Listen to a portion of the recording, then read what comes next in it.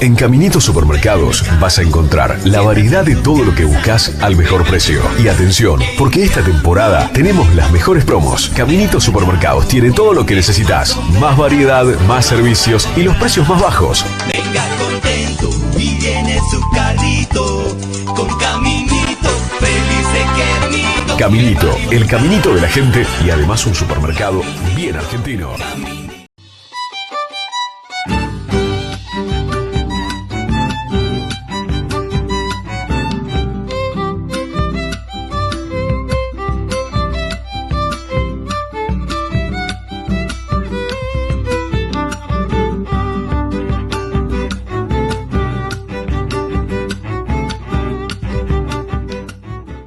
Curuzú Cuatiá hoy sonríe. Sonríe porque se ve reflejada, porque se siente protagonista, porque sabe que el futuro no se impone, se comparte. Somos tradición y presente, somos historia y movimiento, somos identidad y transformación. Curuzú Cuatiá, con vos, una ciudad que crece, una ciudad que siente, una ciudad que sonríe con vos.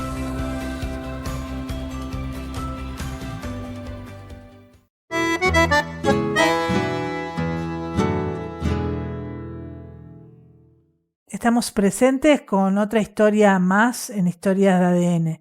En esta oportunidad estamos con Rodolfo Chaig, que es famoso en nuestra ciudad porque todos lo conocen como uno de los escritores más prolíferos de nuestra ciudad, pero eso también su función social, y sobre todo es profesor y tiene una legión de adolescentes que lo siguen y que lo admiran. Y bueno, aparte de esto, su literatura nos envuelve y nos da un mundo, nos muestra un mundo totalmente diferente, un mundo totalmente apasionante. Así que vamos a descubrir acá primero de dónde es Rodolfo, cómo llegó a Curuzú. Vamos a empezar a indagar esas cosas que por ahí ya conocemos, pero está bueno que quede registrado en esta entrevista. Hola, Rodolfo. ¿Qué tal? Gracias por tenerme esta oportunidad de seguir charlando con este pueblo adoptivo. Ya hace más de 10 años que estoy aquí, pero nací básicamente en la zona norte de Buenos Aires, en Martínez, y cursé mis estudios primarios, secundarios, alternando colegio público, colegios privados, y luego ingresé a la Universidad de Buenos Aires. Siempre quise ser médico, ahí me recibí en 1992, y siempre relacionado con la docencia, haciendo docencia universitaria desde los 19 años, como ayudante de cátedra, luego como jefe de trabajos prácticos, y empujando la parte docente, pero luego empecé a trabajar en farmacología como especialidad y a trabajar para laboratorios multinacionales que desarrollan medicamentos, y eso hizo que tuviera que, en un momento para mi desarrollo, salir del país. Estuve afuera 15 años en Estados Unidos. Ya había conocido a mi compañera de vida en Buenos Aires, nos habíamos casado y a los 8 meses fue que salió esta oportunidad para irnos a Estados Unidos. Y bueno, la pudimos tomar. Al principio eran 3 años nada más, era una, digamos, una secuencia de desarrollo, pero como siempre, una cosa se va encadenando con la otra y nos quedamos 15 años, tuvimos una hija y cuando obtuvimos la nacionalidad norteamericana decidimos que era momento de volver al país para escolarizar a nuestra hija ya en el nivel primario, porque si no, después ya es muy difícil volver. Teníamos muchos amigos que no podían volver porque sus hijos habían crecido en Estados Unidos. Nuestra idea siempre fue volver. Y bueno, en ese momento Gabriela había pospuesto su carrera, ella es licenciada en psicología, para desarrollar la mía, y decidimos que ese era el momento en que ella iba a dar curso a su carrera mientras yo acompañaba haciendo lo que más me gusta, que es docencia, escribir y leer, básicamente. ¿Y por qué la elección de Curuzú-Cuatiá? ¿Cómo fue elegir? Bueno, Porque siempre, o sea, yo pertenezco a una generación mi generación de curuzú-cuateños que volvimos a Curuzú, ¿no? Y siempre le hago la pregunta porque es importante que Curuzú se entere por qué es tan valioso para algunos. Bueno, yo en realidad confié en Gabriela. Gabriela es de aquí, de Curuzú. Una vez que uno está en otro país y ha viajado demasiado, ya el hogar pasa a ser el sitio donde están los afectos y en mi caso también donde están mis libros. Es decir, yo podía haber llegado a otro lugar. De hecho, me gustaba un pueblito que estaba en las afueras de Copenhague, se llama Dragor. Digo, lindo lugar para retirarse, frente al Mar del Norte, 15 grados bajo cero en invierno, 3 horas de luz, digo, ideal para encerrarse a leer y escribir. Pero eso hubiera implicado que me iba a tener que retirar solo. Entonces, le digo a Gabriela, bueno, elegí vos. Y me habló maravillas de su pueblo y me dice, mira, es un lugar donde se pueden hacer muchas cosas. Le digo, bueno, vamos, vos confiaste en mí, 15 años en Estados Unidos, distintos lugares, moviéndonos de un lado para otro. Le digo, vamos a Curuzú, donde vos te sientas cómoda. Y al principio yo estaba aquí por ella, podemos decir. Pero luego, digamos, se convirtió en mi otro lugar en el mundo. Es decir, me fui adaptando, fui incorporando más actividades, encontré una sociedad muy receptiva a la cultura, a escuchar. Empecé a hacer la docencia secundaria, que como yo decíamos, mi base era docencia universitaria esencialmente, que es una forma muy distinta de hacer docencia, y me fui entusiasmando con eso. Encontré gente muy abierta digamos, a distintas expresiones culturales, y me parece hoy por hoy un sitio espectacular para desarrollar las cosas que a mí me interesan, como decíamos, docencia, escritura y lectura. Es un lugar fantástico. Sabemos que sos un lector muy, muy incipiente, muy, muy dedicado a la lectura. ¿Cuál fue el libro que te cambió la vida? Esa es una pregunta que suele hacerse la gente que lee regularmente, y es casi imposible marcar un libro que uno lo haya. Yo creo que cada libro se va depositando sobre las lecturas anteriores y va generando una impresión distinta, ¿sí? Recuerdo el primer libro que entró en mi biblioteca, que yo insistí para comprar cuando tenía 11 años, que era una historia de Egipto, un manual de Eudeva de historia de Egipto, una cosa que era un libro universitario, pero yo insistía, que estaba obsesionado con los dioses egipcios, entonces quería entender la mitología egipcia. Ese fue el primer libro que insistí para que me compraran, que todavía me acompaña en la biblioteca y lo tengo ahí en un estante privilegiado. Pero durante toda la vida uno tiene distintos géneros, distintos momentos en que impactan. Mi relación con la historia argentina, por ejemplo, que empezó a los 14, 15 años, leyendo historiadores como Scarabino Ortiz, como Arturo Jaureche, me fueron formando en la parte histórica, pero también en literatura, no sé, Los Tres Mosqueteros, por ejemplo, y lecturas que no volvería a hacer porque deberían pertenecer al pasado. Por ejemplo, Emilio Salgari, que me encantaba, sus Tigres de la Malasia y Sandokan, pero era una lectura evidentemente de niño. Cuando uno volvía a releer 40 años después Salgari, y ya no me impactó de esa manera. Entonces los libros tienen un lugar y tienen un motivo. Por ejemplo, en literatura, Saramago, hay momentos en la vida para leer Saramago, momentos para leer Tolstoy, momentos para leer Borges. Es decir, más de 200 libros por año los que han pasado en mi vida son múltiples. Por eso yo rescato en sí la lectura. Es decir, la lectura sí forma una parte central en mi vida. Los autores, y es más relativo, digamos, me han impactado en su momento algunos que he vuelto a leer y me han desilusionado, otros que sigo tan entusiasmado, otros que redescubrí que me parecieron que eran hasta ahí y después una relectura con un significado totalmente distinto. O sea, no es lo mismo leer Nietzsche o Schopenhauer a los 17, como yo lo leí, que hacer una relectura yo digo como siempre, cada 10 años hay que volver a Nietzsche. Porque va tirando cosas distintas. Entonces los libros tienen mucho que ver con el momento en que uno los lea. Pasé por una etapa en donde solía recomendar libros a gente que me decía, ¿qué puedo leer? Y a veces les recomendaba lo que yo estaba leyendo en ese momento. Que eso es un garrafal error, porque uno está entusiasmado con un libro. ¿Y se puede recomendar libros? Sí, pero hay que hacer lo que, digamos, desde mi parte de vista médico, lo que llaman los médicos una anamnesis, es decir, una historia clínica del lector. ¿Qué leíste? ¿Qué te gustó? ¿Qué no te gustó? ¿Qué te atrae? ¿Qué te entusiasma? Antes de recomendar un libro así, tirar un título, uno tiene que saber la historia, el pasado de esa persona con la literatura. Si es que tiene alguno, y si no tiene ninguno, también eso es importante saberlo.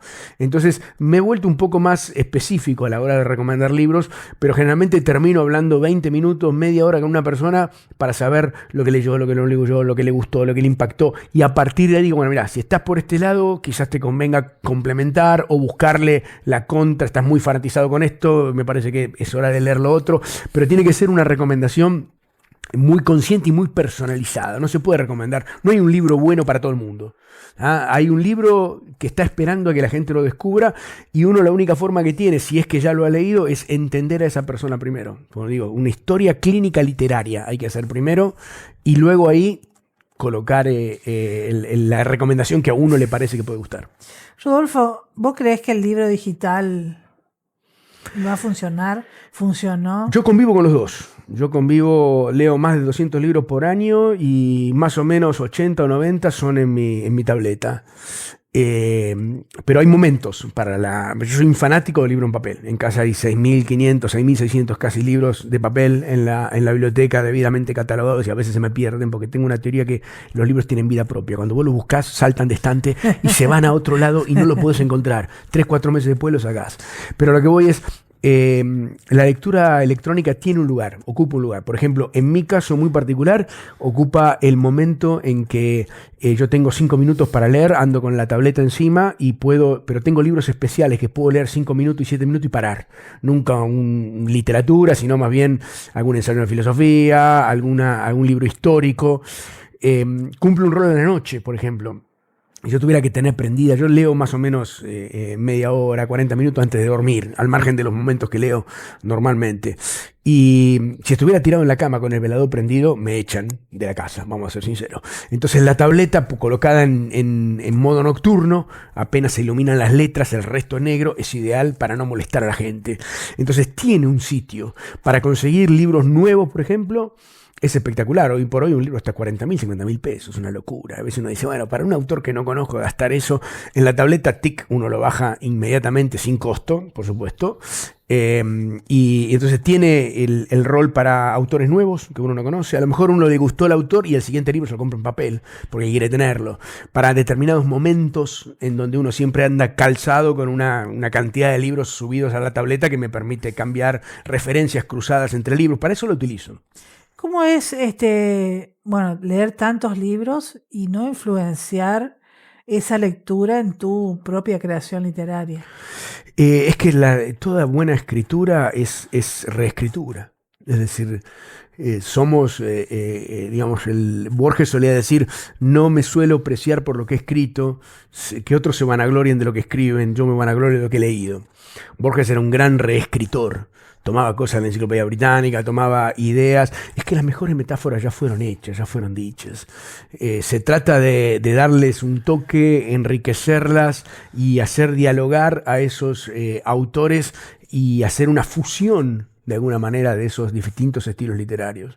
Un escritor tiene que ser capaz de detectar las buenas cosas y los ángulos en los que otros grandes escritores han escrito.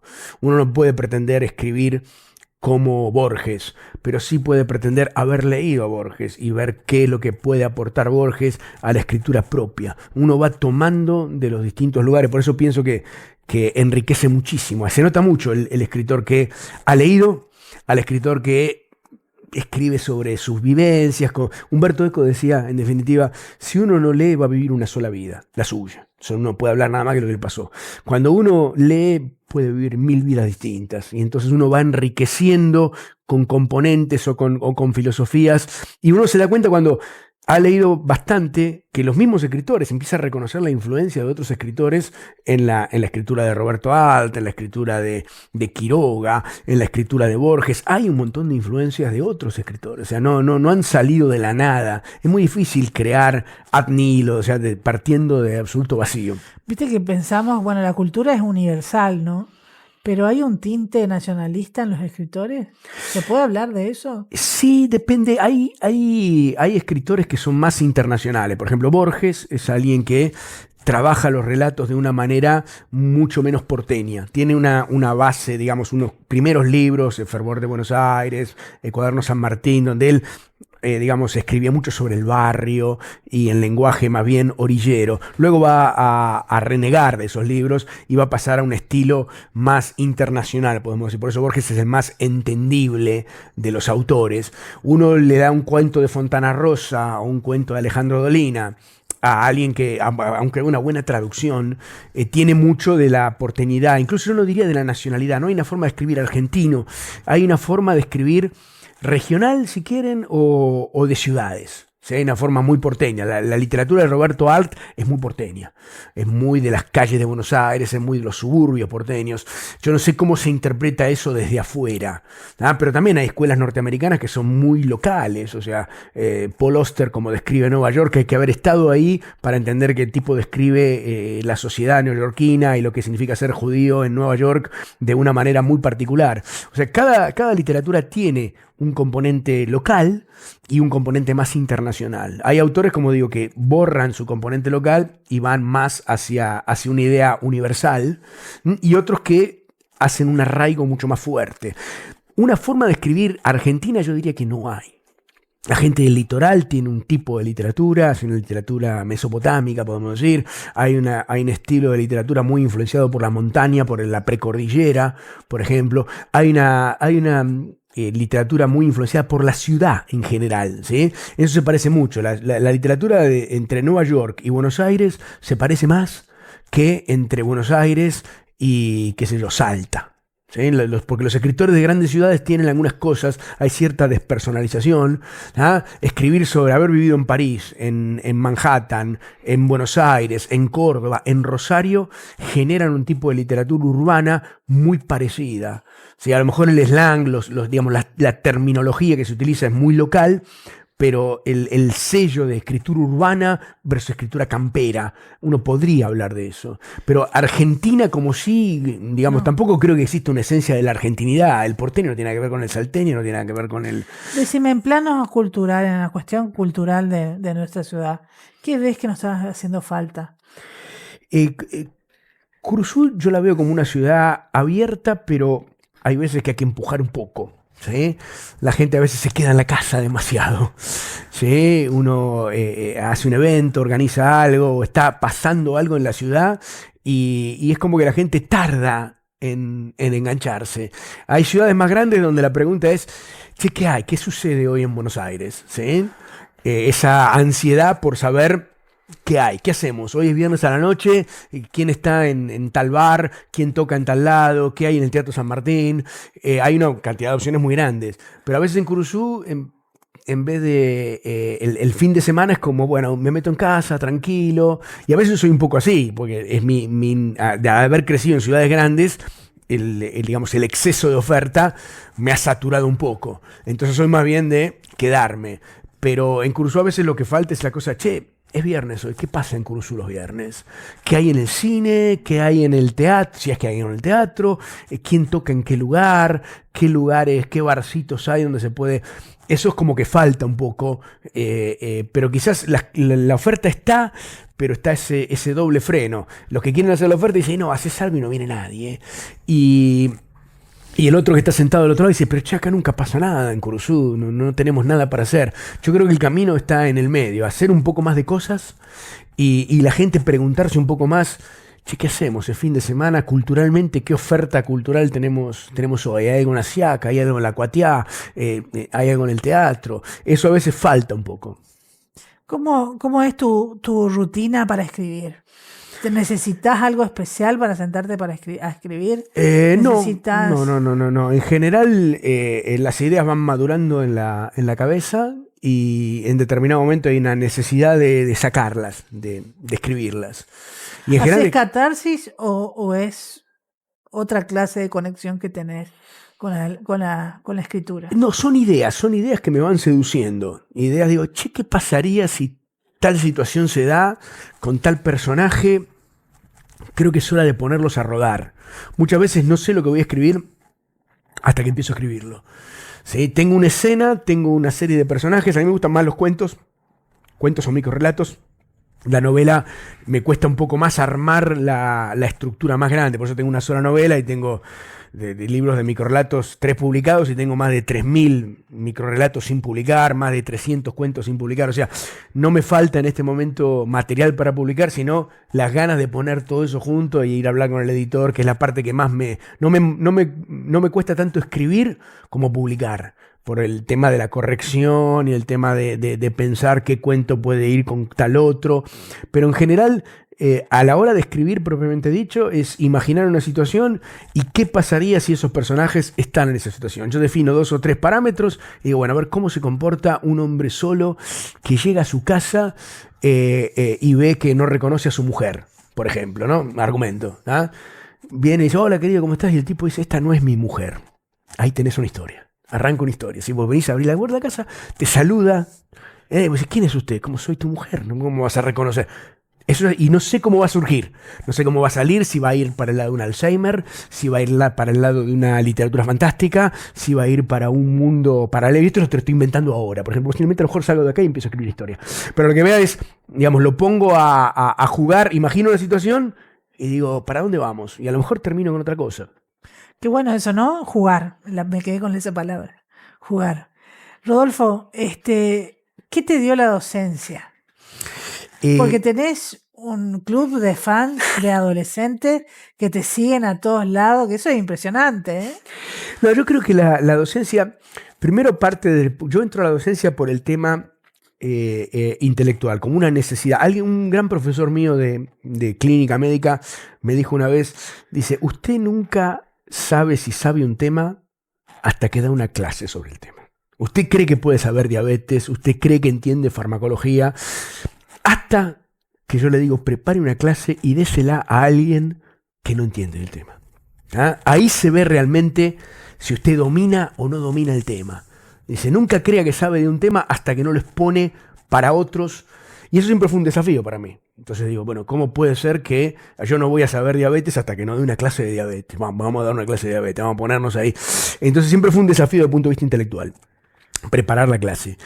Pero después fui descubriendo que cuando uno es un ejercicio mental increíble, tratar de hacerle entender a otro o que el otro vea algo que no había visto. O sea, una de las cosas más satisfactorias para mí es cuando los chicos dicen, digo, ese es el sonido de la ignorancia cayendo por el acantilado. Le digo, usted acaba de matar la ignorancia. Pues digo, era así esto.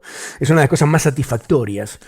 Y el otro es el respeto a los chicos en este caso, ¿no? Yo siempre encaré la docencia desde el punto de vista universitario, es decir, los trato de usted a los alumnos, jamás los tuteo, no por una cuestión de distancia, por una cuestión de respeto. Me parece una falta de respeto tutear a un alumno. Uno dice, bueno, no, pero la cercanía, siempre los trato de usted y siempre los trato de doctor, porque ese es el truco que tenemos los médicos cuando no sabemos el apellido de alguien. Los médicos es fácil porque todos los médicos llevan el nombre. Sí. Entonces cuando uno no tiene el nombre, yo no retengo nombres, me cuesta muchísimo. Entonces los doctoro a todos. Entonces se sienten respetados de alguna manera. Eso me autoriza a veces a jugar con la ironía, a jugar con pincharlos y chicotearlos, porque en el fondo saben o entienden que los respeto desde el punto de vista que creo que dan para mucho más. Y eso los chicos lo perciben mucho. Yo noto mucho, quizás mucho más de lo que yo pensaba que iba a tener, digo, porque soy medio secote para, digamos, buenos días, ¿cómo está usted? Mucho gusto, arrancamos, palo y palo, con slide PowerPoints al estilo bien universitario. Y yo veo que eso lo aprecian mucho. O sea, ellos ven por lo menos que yo estoy ahí pudiendo estar en cualquier otro lado. Porque es cierto, yo no vivo de la docencia. No es. Para mí la docencia fue un tema de vocación. Cuando uno no tiene vocación, yo diría que la docencia es una de las peores carreras para hacer. Porque uno se plantea, ¿qué estoy haciendo acá? Si a uno no le gusta, he visto muchos buenos médicos que son malos docentes. Excelente, le diagnostican. Ahora, explícame lo que hiciste. Nada. No pueden explicarlo. O lo mismo con los ingenieros. Los ingenieros son brillantes para ciertas cosas. Y le digo, bueno, a ver, explícame cómo hiciste esto. Es otra cosa. Las habilidades docentes no necesariamente van con las habilidades profesionales. Hay muy buenos médicos que son malos docentes. ¿Sí? La docencia es otra cosa. Tienes la capacidad de comunicarse con el otro. Entonces a mí me aporta mucho porque me obliga a entablar un diálogo con gente que yo sé que a priori no conoce un montón de cosas. O sea, es fácil hablar de Borges con otro experto en Borges. Sí, si el tipo se leyó toda la obra de Borges. Ahora, ¿cómo le explica a un chico que tiene que leer Borges? Es un desafío inmenso. Es inmenso. ¿Sí? El tipo entra a la clase y no sabe lo que es movimiento rectilíneo uniforme. No tiene ni idea. Discutir movimiento rectilíneo uniforme entre el profesor de física o en ingeniero es una estupidez, es una pavada. Y cuando el tipo me dice, no le entendí. Y entonces ahí viene el primer desafío. No es que yo le voy a repetir lo mismo. Porque el tipo no me dijo, no te escuché. Si me dice, no te escuché, yo repito lo mismo. Si me dice, no entendí, necesito explicarlo desde otro ángulo, completamente distinto. Porque digo, bueno, fui por este camino y el tipo, prestándome atención, con toda la voluntad del mundo, me dice, no entendí. ¿Qué hacemos? Bueno, borrón y cuenta nueva, vamos por el otro lado. Entonces, estimula muchísimo la creatividad. Tengo que entrarle por varios lados hasta que logre entender. Eso me pasó mucho con la docencia secundaria. En la docencia universitaria es más difícil porque todos están motivados. El otro tema es, por ejemplo, en unas clases mías, los seminarios que se llamaban en la UBA, por ejemplo, se daban a distintos horarios, distintos docentes. El éxito de mis seminarios era cuánta gente había. Porque si no les gusta lo que yo digo, se van al otro. O sea, yo daba agentes antiarrítmicos el lunes, pero hay otro docente que lo da el martes y otro docente que lo da el miércoles. ¿Sí? Si la gente no quiere estar ahí, se levanta y se va. La docencia secundaria yo los tengo atrapados. Siento que les debo algo. Ellos no pueden levantarse y decirme, su clase es una porquería. Yo me voy. Está claro. Si yo soy docente universitario, me lo dice, mire, usted como explica antiarrítmicos es una porquería. Yo me voy a la clase de los martes que explica mucho mejor. Dolor en el pecho, pero el tipo puede hacerlo. Eso me implica que yo tengo que ser mejor todavía. Pero acá yo tengo una audiencia cautiva. El pobre pibe no puede decir, usted explica biología que es una porquería. Pero estoy atrapado acá con usted y ni siquiera se lo puedo decir porque me tiene miedo. Le digo, no, usted no tenga miedo de decirme si no me entendió. Usted no tenga miedo de decirme si esto es pesado. Estamos aprendiendo los dos. Entonces en eso me enriquece muchísimo la docencia. Me va haciendo cada vez más capaz de comunicarme con gente de distinto nivel. A veces uno está en una torre de cristal. Yo cuando me fui del país, por ejemplo, seguía dando clases de farmacología. ¿Pero qué pasaba? Le daba clases a los docentes de farmacología. Yo venía al país por temas de trabajo 2 o 3 veces por año. Cuando venía yo me juntaba con los docentes de farmacología de la cátedra Hospital Tornú a darles los avances farmacológicos que sucedían en los Estados Unidos. Entonces hablábamos de un montón de cosas técnicas, pero claro, los que estaban ahí eran todos docentes de altísimo nivel. La clase que yo daba era un paseo, y hablamos de esto, del otro. Después me di cuenta, esta clase no se la puedo dar a los alumnos de farmacología, ni siquiera a los del secundario, no se lo puedo dar a los alumnos de medicina de la UBA, porque estoy hablándole a profesores y a docentes, todos con experiencia. Es una clase, entre comillas, relativamente fácil. Yo venía y les hablaba de anticuerpos monoclonales. ¿No extrañas eso? Eso lo tengo, por ejemplo, cuando voy en Calcuta. Yo doy clases de farmacología, de inmunología, de fisiología, y ahí las mantengo al máximo nivel. Es decir, pedí las clases de la UBA, lo que se estaba dando en ese momento en la UBA, me mandaron mis exalumnos y después docentes de la UBA, armé todas las presentaciones al estilo universitario, y ahí mato el vicio de estar siguiendo actualizado en medicina. Calcuta me fuerza a mí a dar, por ejemplo, esta tarde ahora tengo que dar, hoy es martes, ¿no? Creo. El día depende del día que salga, tengo que 2 o 3 clases distintas. Inmunología, o tengo fisiología, o tengo farmacología, por la tarde. Y a la mañana, a lo mejor biología, historia, filosofía. Eso me mantiene la cabeza trabajando a 150 kilómetros por hora. Porque doy 3-4 clases, pero de 3-4 temas completamente distintos, con audiencias con otras necesidades completamente diferentes. No es lo mismo filosofía a las 7 de la mañana a los chicos de un colegio secundario que farmacología en el Calcuta a las 3 de la tarde para gente que quiere recibirse y quiere empezar a trabajar y está apasionada por lo que le estoy enseñando. Muchos desafíos, entonces. Sí, yo creo que es una de las cosas que más del rescato de Curuzú es que me mantiene. Uno dice, bueno, te fuiste a un pueblo chico y ¿qué estás haciendo ahora? No, estoy a 1000, claro, estoy a 1000.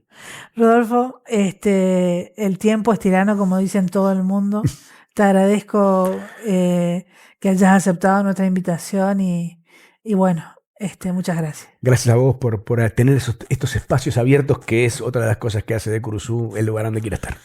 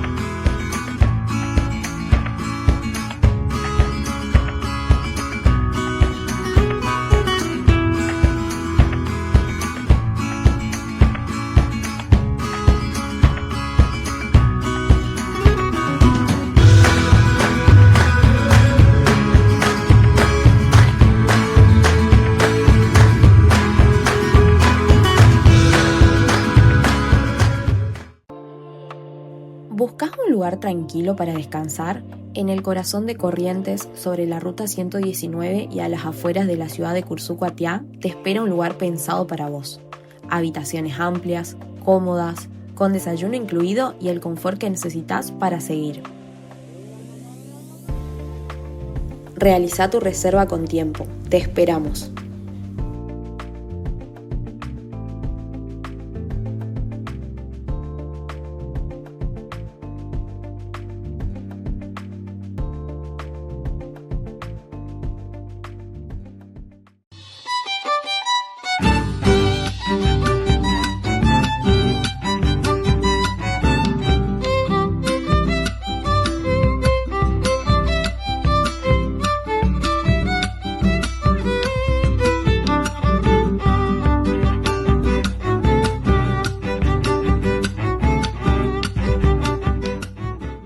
Curuzú-Coatiá hoy sonríe.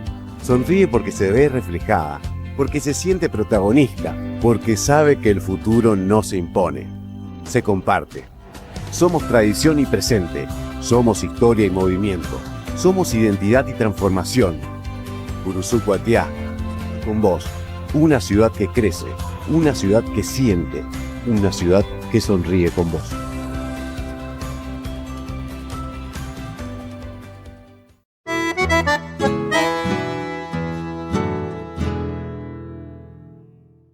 Continuamos con más historias de ADN y bueno, tenemos una invitada muy especial que se llama Mónica Alegre de Irasusta.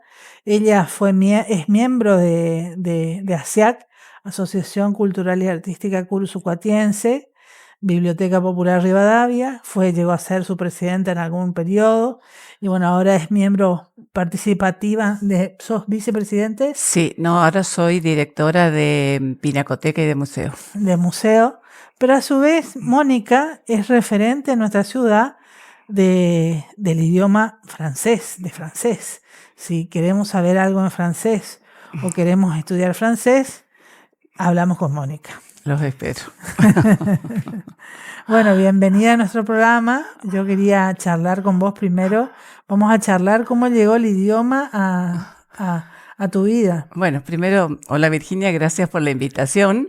Y me estás invitando a hablar de un tema que me apasiona, ¿no? Que es el francés. ¿Cómo llegó el francés a mi vida? La verdad que siempre pienso que es como de una manera misteriosa. Porque en mi casa nunca se habló de francés, ni a mis padres les importaba este idioma. A mi mamá le encantaba el inglés y a mi papá el guaraní. O sea que en la secundaria ahí descubrí el francés y me empezó a gustar, me empezó a apasionar. Y ahí empecé a estudiar, me metí en la Alianza Francesa que había en Curuzú en esa época y bueno, desde esa época hasta el día de hoy sigo estudiando, porque yo creo que cuando uno aprende otro idioma, el aprendizaje dura toda la vida, ¿no? Bueno, como de muchas cosas de la vida, por supuesto.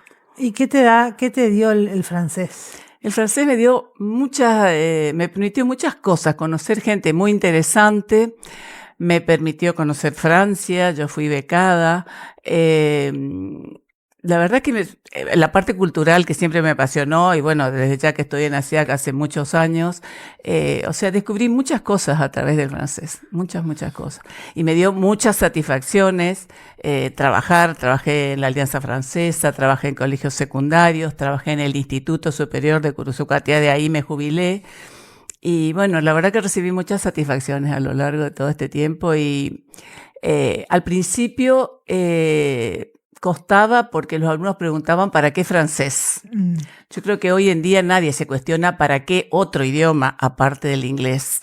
Creo que todos somos conscientes de la importancia de conocer la mayor cantidad de lenguas que podamos conocer, hablar, comprender. Me parece que hoy todos somos conscientes de esa necesidad. Viste que cada enseñanza tiene su librito.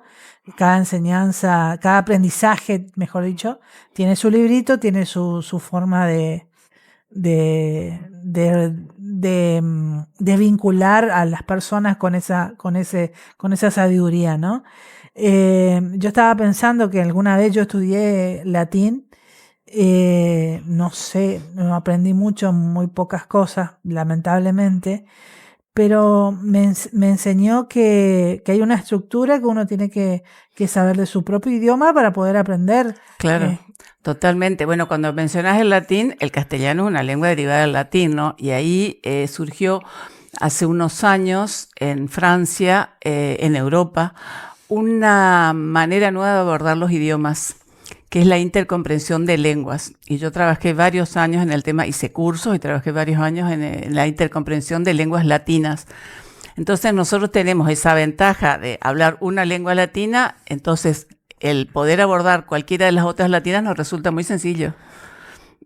O sea que invito a todos los que investiguen el italiano, el francés, el portugués, el catalán, el rumano incluso, que es como bastante distinto a las letras del alfabeto son diferentes, pero comparando textos en las dos lenguas se encuentran muchas similitudes. Decime, Mónica, yo me acuerdo que había un programa que hacías virtual, ¿no? Bueno, era esto, la intercomprensión de lenguas, claro. Esta manera de abordar las lenguas facilita la comprensión escrita, o sea, no la oral, o sea, lo que después puede despertar en las personas es el interés porque en la intercomprensión de lenguas uno va a hablar en su propia lengua y va a hacerse comprender por el otro que habla otra lengua latina. Y también va a hacer el esfuerzo de comprender la otra lengua.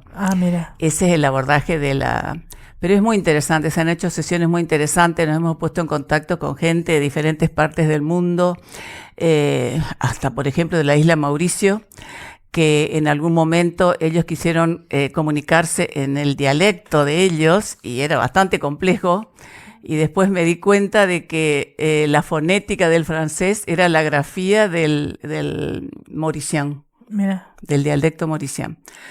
Bueno, el tema de los idiomas me encanta, me apasiona. El inglés lo estudié por necesidad, porque soy consciente de que uno tiene que saber inglés, pero no me apasionó como me apasiona el francés. Estudié portugués, estoy estudiando italiano. Bueno, me gusta mucho. Y la base que te da este aprendizaje te facilita también el poder vincularte con otros idiomas. Sí, totalmente. O sea, primero me puse a pensar, antes de venir, cuáles son las ventajas de aprender francés en particular. Bueno, el francés es la quinta lengua más hablada en el mundo. Ahora justamente con el Mundial, en el Mundial hay 10 países participantes que tienen el francés como lengua, se habla francés. En la Argentina hay muchas empresas francesas, o sea que eso también para un currículum, para la gente joven, el manejar el francés también les da muchas ventajas.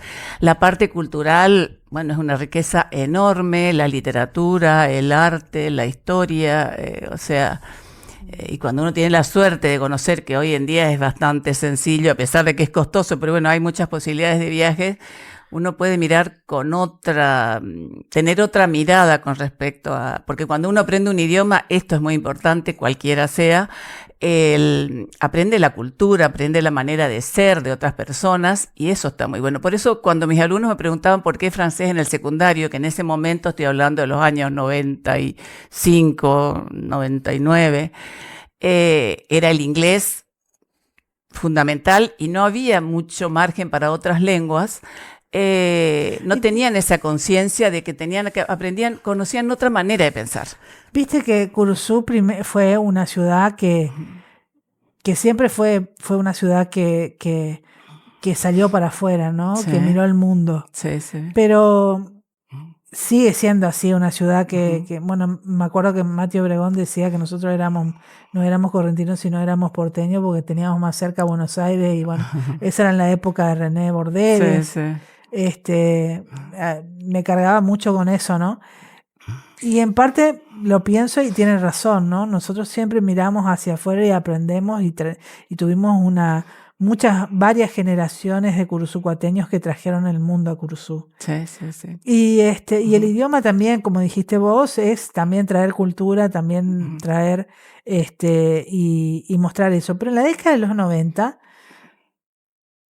todos nos preguntábamos para qué estudiar idiomas acá en Curuzú. Sí, sí, porque era la pregunta frecuente de mis alumnos. Salíamos al mundo, Curuzú salía al mundo, pero el mundo no llegaba a Curuzú. Sí. En el sentido de que no había turistas del extranjero, que ahora estamos viendo, que ahora estamos relacionando, ahora con la globalización, entendemos que tenemos que vincularnos con los idiomas de otra manera, pero en los 90 eso no era así. Pero sin embargo, cuando se saca el francés como lengua extranjera del colegio donde yo trabajaba, solo queda el inglés como lengua extranjera. A los profesores que estábamos, los de francés, nos proponen presentar proyectos para espacios de opción. Y a mí se me ocurre empezar a indagar en algo que para mí era nuevo. Empecé con cosas muy simples, después fui cada vez animándome a más y estudiando más, presentar el francés a través del teatro. Por supuesto, el teatro en los inicios eran pequeños sketches sacados del libro de los alumnos. Y a pesar de mis temores, porque digo, ¿qué va a pasar con esos alumnos de primer año en esa época que aprendían inglés, que no conocían inglés, tampoco francés, de golpe 2 lenguas simultáneas? La experiencia fue excelente y los chicos se entusiasmaron un montón y me reía yo porque expresiones sacadas de esos pequeños textos la usaban después en la clase, por ejemplo. Y me dio muchas satisfacciones. Gracias a ese proyecto yo pude acceder a esa beca cuando viajé a Francia. Fue muy satisfactoria esa experiencia y hasta el día de hoy me encuentro con alumnos que ya son hombres, mujeres, que me dicen cuándo vamos a hacer teatro, por ejemplo. Por supuesto, después alcanzamos a hacer cosas muy lindas, como por ejemplo una adaptación de Romeo y Julieta, que la trabajamos con la profesora de lengua, con Carmencita Sánchez Jara. Entonces hacían parte de la obra en castellano y parte en francés. Fue una experiencia muy linda. Hicimos cosas muy lindas, la verdad que tengo hermosos recuerdos de esa época, muy lindos recuerdos. ¿Y qué te dio, la docencia en primera instancia, pero seguís enseñando? Sí, yo digo que es una pasión y sigo enseñando y tengo alumnas que de mucho tiempo y gente nueva que siempre aparece y la experiencia es muy linda. El año pasado comenzamos a hacer, yo estoy dando las clases en ASIAC, una propuesta que no se había hecho acá, que era un café de lenguas, un encuentro de distintas lenguas. Entonces invitamos a inglés, italiano, portugués, y se hicieron 2 encuentros y ahora estamos organizando uno para después de las vacaciones de julio que fueron muy exitosos. Los alumnos se entusiasmaron muchísimo. Tenían actividades, las mismas actividades en distintas lenguas, o sea, como para que todos pudieran comprender y expresarse. Bueno, y fueron encuentros muy, muy agradables, muy exitosos, con un número de gente, pero muy interesante. La verdad que fue muy lindo. Así que estamos organizando otro. ¿Te acordás esa vez que se organizó en ASIAC esa jornada donde, no me acuerdo muy bien, pero bueno, había crepes, Ajá. eso me acuerdo? Ah, y bueno, porque los alumnos sí, como siempre aprendíamos recetas, claro, fue para un aniversario de ASIAC que el taller de francés colaboró con CREP y se convidó a toda la gente. Y lo habíamos hecho muchas veces a eso con alumnos del instituto, la capacitación de francés para alguna fiesta patria, o creo que era para algún 16 de noviembre. Nos poníamos en la puerta del instituto cuando funcionaba en Verón de Astrada, y ahí convidábamos a la gente, CREP, y les ofrecíamos la receta, bueno, para incursionar también, porque siempre decimos, uno aprende una lengua y aprende una cultura. Y desde el punto de vista cognitivo, que esto no quiero dejar pasar porque es un tema del momento, realmente todos los neurolingüistas lo hablan, aporta muchísimo, enriquece muchísimo, porque las neuronas se van regenerando permanentemente. No existe más ese criterio de que las neuronas se iban muriendo y no se regeneraban, digamos. Y el aprender un idioma pone en contacto, en funcionamiento neuronas que no se logran con muchas otras actividades. O sea, tiene una intensidad tal porque hay que poner en funcionamiento muchas cosas para conocer otro idioma, para abordar sonidos diferentes, empezar a memorizar palabras diferentes. Entonces, es importantísimo también, hoy está reconocido por todos de todo lo que nos aporta aprender otra lengua. No voy a hablar en el francés solamente. Y en el caso de los niños, tienen esa facilidad, esa permeabilidad de aprender con una rapidez increíble. Pero el adulto también, con perseverancia, con constancia, puede lograrlo. Vos sabés que mamá fue tu alumna Sí. en un tiempito muy breve, ¿no? Sí, sí. Pero vos sabés que me sorprendió el otro día porque íbamos en el auto y bueno, saltó una canción en francés y me la tradujo. Sí. O sea que después de cuántos años... Sí.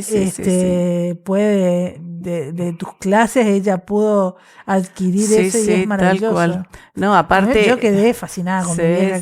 Aparte, ayuda a la persona a adquirir otras habilidades, como por ejemplo la de de enfrentarse frente a problemas y resolverlos con más practicidad, a lo mejor. O sea, son muchísimas las ventajas de aprender idiomas. Ojalá todos tomaran conciencia y acá en Curuzú tenemos esa facilidad de aprender muchas lenguas, no solamente inglés, y entonces, bueno, está bueno aprovechar de eso y disfrutar porque es un placer, ¿no?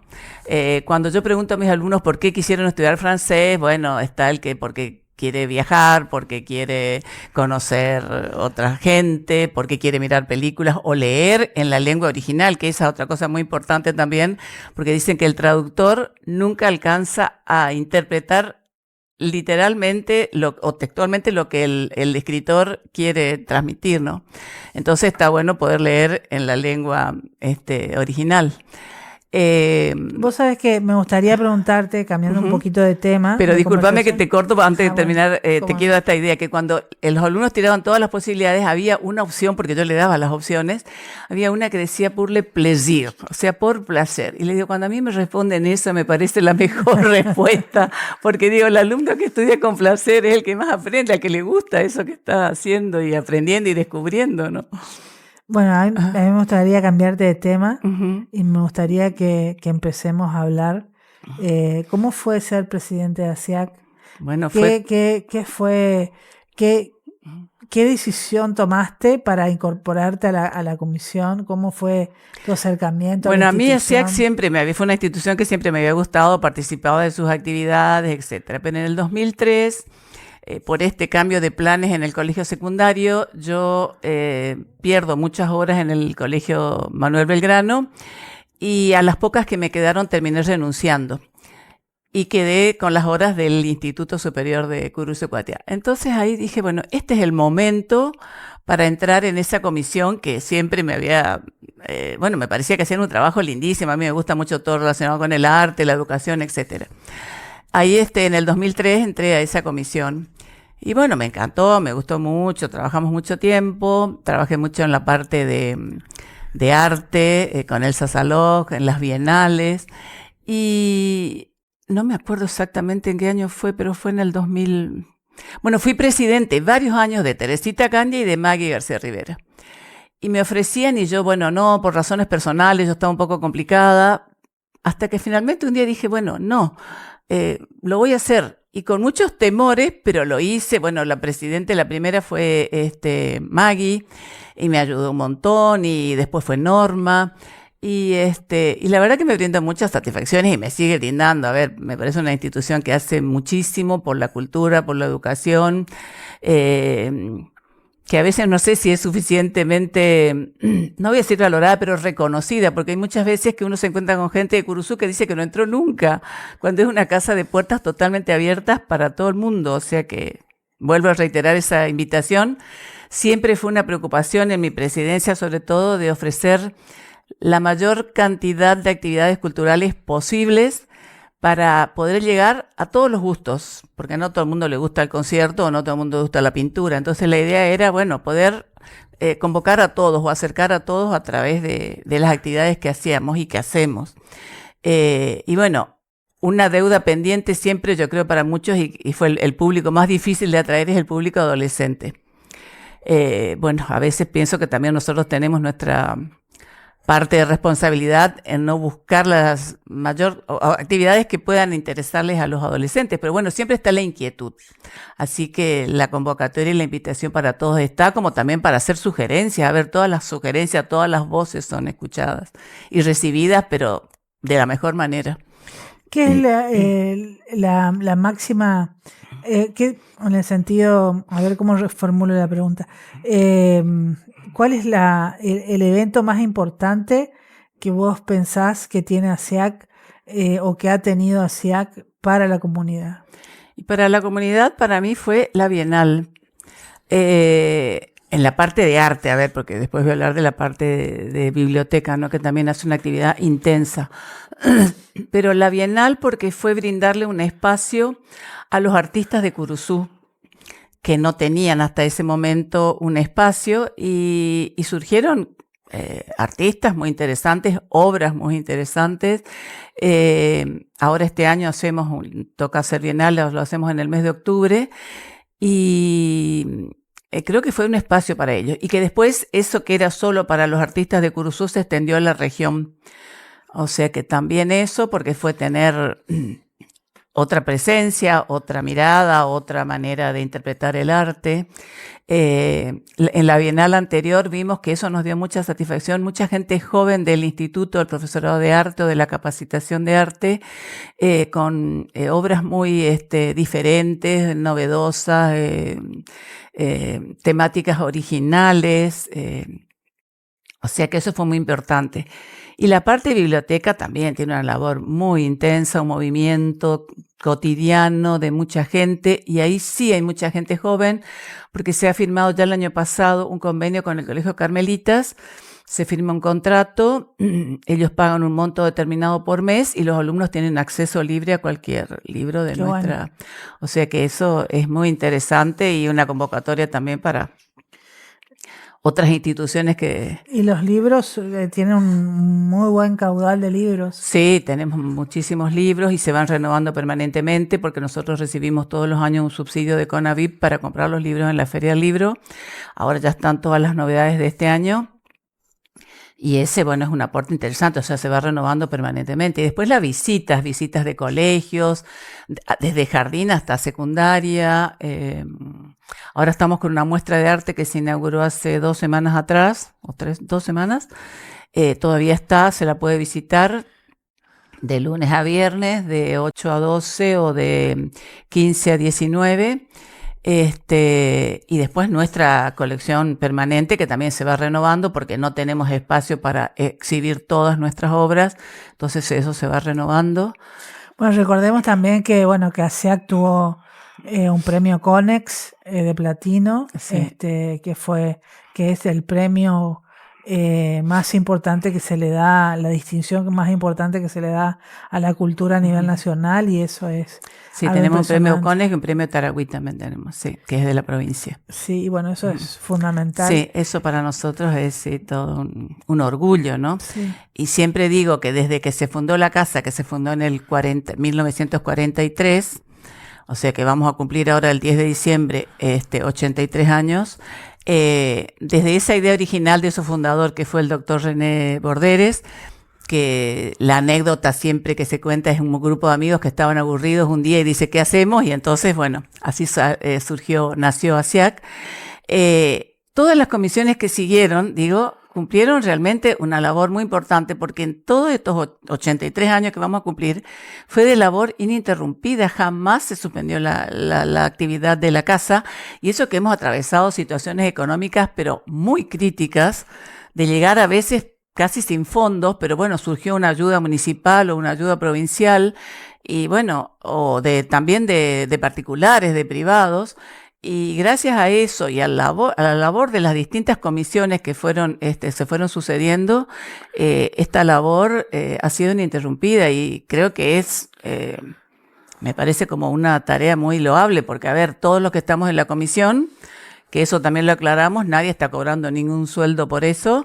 O sea, lo hacemos porque nos gusta, porque pensamos que es muy importante aportar esto a la comunidad, tener esta institución para todos, como digo, abierta para todos, y bueno, es un placer trabajar, pero le estamos quitando tiempo a nuestro trabajo, a nuestras familias, bueno, muchas veces corremos mucho, pero bueno, nos arreglamos. Pero es satisfactorio también el trabajo que se genera, aparte del ambiente de ASIAC, que es muy lindo, pero sobre todo mantener el legado, una casa enorme que tiene que mantenerse. Sí, eso es muy costoso, mantener esa casa antigua es muy costoso, y sobre todo el nivel cultural que ha tenido la institución. Yo siempre cuento cuando ASIAC trajo en los 90 a la Camerata Bariloche. Han traído pianistas de talla internacional a los conciertos, han venido artistas impresionantes como Iglesias Bricles,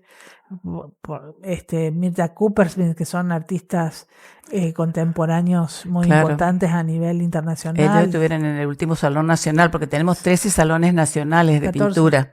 ¿14? Sí. Bueno, me equivoqué yo por uno. Iglesias Bricles estuvo presente ahí para el último que se hizo. Sí, Iglesias Bricles era hijo de hijo curuzucuateño, pero que hijo de militar, de familia, sí. Y nació de casualidad, pero después siguió contando a todo el mundo que él era curuzucuateño. Yo me acuerdo de haberlo conocido en Buenos Aires, lo conocí acá, pero después lo traté en Buenos Aires, y fue para mí muy lindo que él se reconozca como curuzucuateño, y bueno, donó una obra que está en ASIAC, que es una obra muy interesante. Claro, y cuando vos decías que es muy difícil mantener la casa, no solo la casa, sino todo el patrimonio que tiene ASIAC. O sea, ahora dos grandes deudas que tenemos, o por lo menos yo que estoy en el área de Pinacoteca y Museo, es la restauración de algunos cuadros que son muy costosas, y de los 17 cuadros, después de un relevamiento que se hizo con una especialista, se han restaurado 4, o sea, quedan varios todavía por restaurar. No lo hemos podido hacer justamente porque es muy costoso. Y después otra cosa que siempre pienso, que nosotros tendríamos que, no sé, buscar la manera, y lo estamos haciendo, intentando, pero todavía no hemos tenido éxito, en poder adquirir algunas otras obras.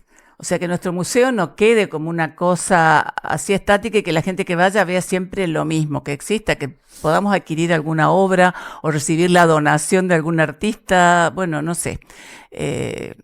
Esperamos poder lograr eso para que, bueno, siempre haya atractivos y nuestra casa sea convocante, ¿no? La verdad que la labor de ASIAC es invaluable en realidad es la palabra, y bueno, seguiremos participando, como dice. Bueno, gracias. Bueno, vos siempre has sido una gran colaboradora nuestra, o sea que... Bueno, yo te agradezco estos minutos que compartiste con nosotros, y gracias, y bueno, hasta la próxima. Bueno, el agradecimiento mío es para vos, y la convocatoria para los que nos miran es esta convocatoria de Aprender Idiomas, cualquiera sea, que tomen conciencia de lo importante y de todo lo que le aporta el aprendizaje de un idioma, y por otro lado esta invitación hacia que siempre está abierta, y los esperamos, y esperamos sugerencias, y esperamos visitas. Así que bueno, muchas gracias.